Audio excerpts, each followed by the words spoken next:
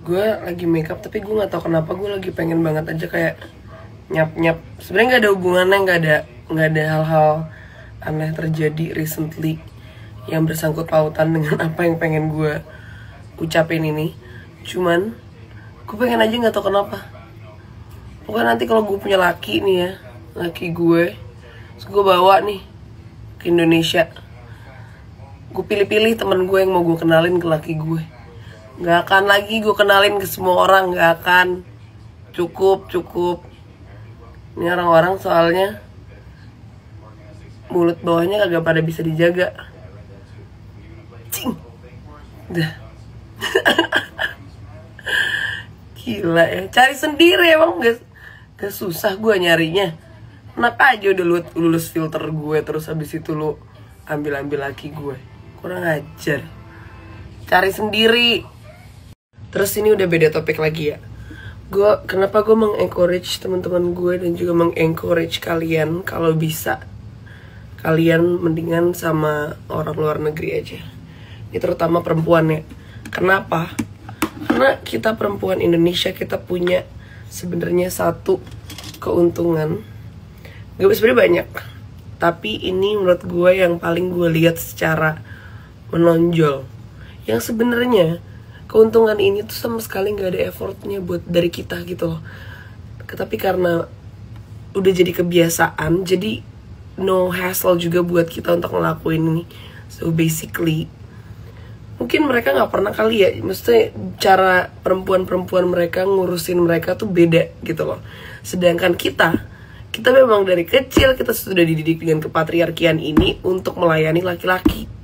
Jadi untuk kayak sekedar kayak ngelipetin baju, kayak gue bersih kamar, gue ngelipetin baju, gue kasih minuman, maksudnya kayak minuman kayak air putih. Kamu belum minum air putih nih, kok gue kasih. Itu mereka acting lebay banget, seakan-akan gue bener-bener mengurusi mereka. Padahal itu adalah hal yang sangat-sangat bare minimum. Bahkan gue kan masak ya, terus gue ditanya lagi apa, gue lagi masak. Oh my god, kamu masak juga? Gila. Gue menang. Negara orang gue menang.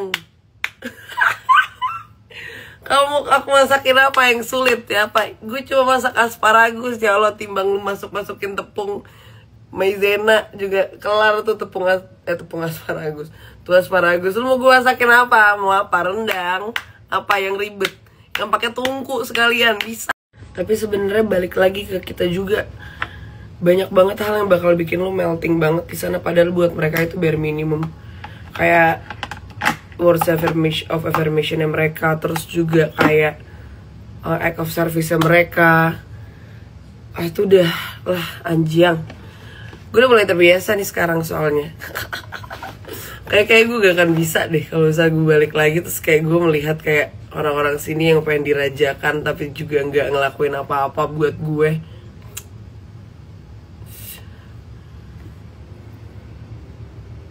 Kita harus cantik. Oh my god. Udah deh pokoknya guys, nabung gue juga kalau tahu dari dulu gue mendingan nabung dari gue masih.